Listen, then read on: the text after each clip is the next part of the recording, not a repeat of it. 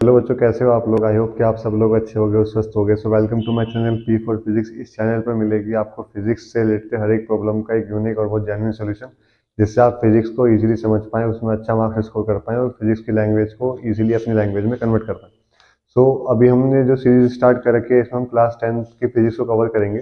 जिसमें हमने अपनी पहली वीडियो में क्या पढ़ा कि एक इलेक्ट्रिक करंट क्या होता है, करंट की प्रॉपर्टीज के बारे में पढ़ा था। और फिर आज हम पढ़ेंगे अपनी क्या इलेक्ट्रिक पोटेंशियल, या इलेक्ट्रिक पोटेंशियल क्या होता है, उसकी प्रॉपर्टीज क्या क्या होती हैं, या फिर उससे जुड़े जो छोटे लेवल के न्यूमेरिकल्स हैं उसको हम पढ़ेंगे आज। ठीक है, तो आज हमारा पढ़ने का लर्निंग ऑब्जेक्टिव होगा इलेक्ट्रिक पोटेंशियल या पोटेंशियल डिफरेंस। ठीक है, तो अब क्या है, हमें समझ में आने वाली बात कि हमने अपने पिछले वाले वीडियोस में वाली बात समझ लिया कि करंट क्या होता है जब कोई भी चार्ज एक फिक्स टाइम के अंदर एक पॉइंट से दूसरे पॉइंट में ट्रेवल करता है। यहाँ पे देखो, दो बात समझनी बहुत जरूरी है। एक चार्ज का होना बहुत जरूरी है और दूसरा टाइम का होना बहुत जरूरी है। अगर इसमें से कोई भी एक चीज गायब होगी तो हम करंट नहीं बना सकते हैं। ठीक है, चार्ज ट्रेवल करना चाहिए from one point to another in a fixed time. ठीक है, जब उसको क्या बोला जाता है, करंट।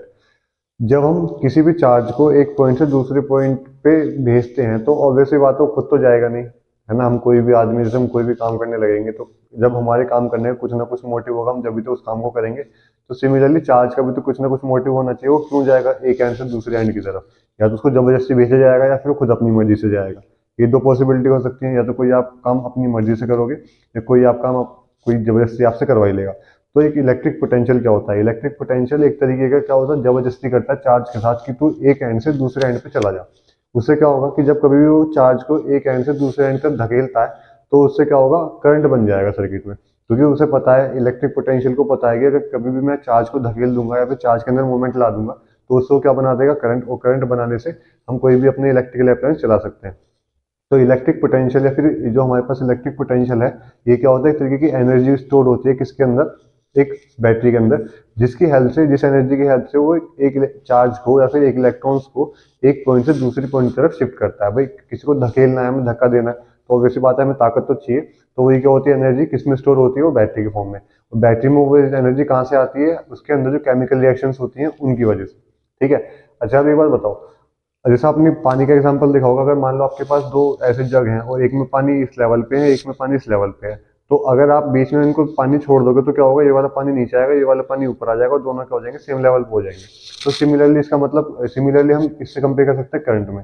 जब कभी भी कोई भी चार्ज ट्रेवल करता है from one point to another, तो उसको क्या पता मुझे कहाँ जाना है। भाई इलेक्ट्रिक पोटेंशियल ने उसको धक्का दे दिया और चार्ज कहीं भी घूम जाएगा ऐसे, तो फिर क्या पता घूम के वापस ही आ जाए।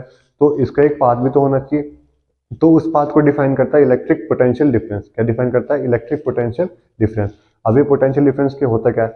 अब मान लीजिए बैटरी ने उसको धक्का दे दिया। अच्छा, अब उसको धक्का दे दिया तो वापस से जो चार्ज एक एंड से निकला होगा तो वापस दूसरे एंड में बैटरी के पास आ जाना चाहिए। तो इस हिसाब से बैटरी अपने अंदर दो तरीके का डिफरेंस बनाती है। एक डिफरेंस होता है हाई डिफरेंस, एक डिफरेंस होता है लो डिफरेंस। डिफरेंस का मतलब पोटेंशियल, मतलब ताकत।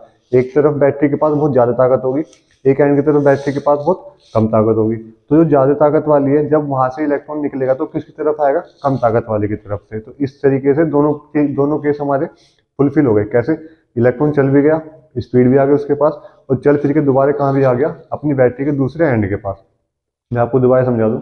बैटरी के एक एक बैटरी के एक साइड पर ज्यादा पोटेंशियल होता है, एक तरफ कम पोटेंशियल होता है। कम पोटेंशियल का मतलब ताकत।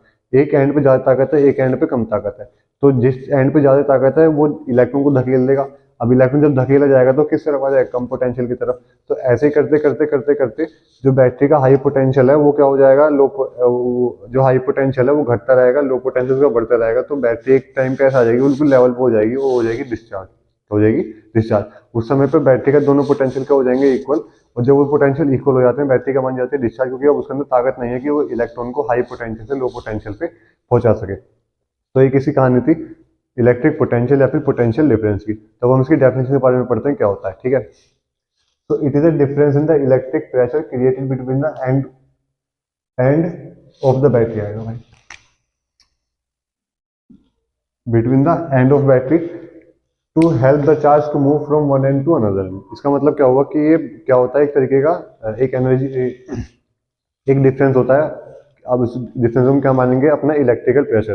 ठीक है ना, एक इलेक्ट्रिकल प्रेशर मान लेते हैं कि एक तरफ प्रेशर ज्यादा है, एक तरफ प्रेशर कम है। जो मैं आपको पोटेंशियल बता रहा था, एक तरफ ज्यादा एक तरफ कम होगा तो वैसी बात है, ज्यादा से कम की तरफ ही वो मूव करेगा। अगर ज्यादा से कम की तरफ मूव करेगा तो चार्ज को क्या करेगा, एक एंड से दूसरे एंड पर शिफ्ट कर देगा। और इसी को ही हम क्या नाम देते हैं, अपना electric potential difference between two and. एक बात ध्यान रखना, पोटेंशियल डिफरेंस हमेशा पोटेंशियल डिफरेंस के साथ एक शब्द लगाया जाएगा बिटवीन द टू एंड्स। कहने का मतलब हम पोटेंशियल डिफरेंस को हमेशा दो एंड के उससे ही नाप सकते हैं कि एक एंड पे कम पोटेंशियल होगा, एक एंड पे ज्यादा पोटेंशियल होगा, तो करंट ज्यादा पोटेंशियल से कम पोटेंशियल की तरफ मूव करेगा, और जिससे हम ये निकाल सकते हैं कि उसमें कितना करंट फ्लो हो रहा होगा। अगर ये पोटेंशियल डिफरेंस ज्यादा होगा, पोटेंशियल डिफरेंस का मतलब मान लीजिए एक तरफ पोटेंशियल है 10, एक तरफ है 8, तो कितने का डिफरेंस हो गया? 2 का। अब सेम केस में एक तरफ पोटेंशियल है 10, एक तरफ पोटेंशियल है 0, कितने का डिफरेंस हो गया?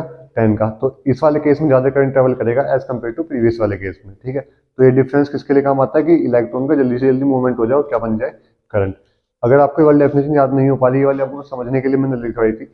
अब आपकी बुक में जो डेफिनेशन है वो क्या है? It is defined as a work done to move a unit charge from one point to another. अब क्या है कि जो एक एक चार्ज को एक एंड से दूसरे एंड में हमें जितनी ताकत लगानी पड़ेगी वही क्या होता है? पोटेंशियल डिफरेंस, ठीक है। एक चार्ज को, केवल एक चार्ज को एक हाई पोटेंशियल से लो पोटेंशियल में हमें कितनी एनर्जी लगानी पड़ेगी बैटरी के द्वारा, वही क्या होती है? हमारी पोटेंशियल डिफरेंस। तो उसका फॉर्मूला क्या बनेगा? V equals to W upon Q, जहाँ पे W का मतलब क्या है कि हम कितनी ताकत लगा रहे हैं, Q का मतलब केवल कितने चार्ज पर लगा रहे हो, जहाँ पे हम क्या मान रहे हैं? Unit charge. यूनिट की वैल्यू कुछ भी हो सकती है, और V की वैल्यू क्या होगी? इलेक्ट्रिक पोटेंशियल, ठीक है। तो इलेक्ट्रिक पोटेंशियल डिफरेंस, तो पोटेंशियल डिफरेंस का फॉर्मूला होगा W अपॉन क्यू। W की यूनिट क्या होती है? जूल। Q की क्या होती है? कूलाम, ठीक है। तो W अपॉन मतलब जूल पर कूलाम। लेकिन जो पोटेंशियल डिफरेंस की जो यूनिट होती है वो क्या होती है? वोल्ट। वो किस में होती है? वोल्ट्स में। तो पोटेंशियल डिफरेंस की अपनी खुद की यूनिट क्या होती है? VOLT, वोल्ट, या फिर इसको हम V से भी डिनोट करते हैं, ठीक है। और जो हमारे वन वी का फॉर्मूला होता है वो क्या होता है? 1 जूल अपॉन 1 कूलाम, ठीक है। जब हम 1 जूल की एनर्जी से 1 कूलाम के चार्ज को एक पॉइंट से दूसरे पॉइंट पर ट्रेवल करवाएंगे, तो हम ये बोल सकते हैं कि उन दोनों पॉइंट के बीच में 1 वोल्ट का पोटेंशियल डिफरेंस है। तो ये थी बहुत बेसिक डेफिनेशन किसकी? इलेक्ट्रिक पोटेंशियल और पोटेंशियल डिफरेंस की। अपने नेक्स्ट वाले स्लाइड में हम पढ़ेंगे कि हम कैसे इलेक्ट्रिक पोटेंशियल के न्यूमेरिकल्स को इजीली सोल्व कर सकते हैं, उनका क्या मीनिंग होता है जब हम उनके न्यूमेरिकल्स को सोल्व करते हैं। तो इससे प्रीवियस वाली वीडियो में हमने इलेक्ट्रिक पोटेंशियल के बारे में पढ़ा, अब हम उससे छोटे से न्यूमेरिकल्स के बारे में पढ़ेंगे, जिससे आपको कंसेप्ट बिल्कुल क्लियर हो जाए। तो मैं आपको फिर से एक बार रिवाइज करवा दूं कि इलेक्ट्रिक पोटेंशियल का मतलब होता है जब हम किसी भी एक चार्ज को, एक फिक्स चार्ज को from one end to another end, जो हम उसमें एनर्जी लगाएंगे वही क्या होती है? उसकी इलेक्ट्रिक पोटेंशियल डिफरेंस, फिर इलेक्ट्रिक पोटेंशियल, ठीक है ना।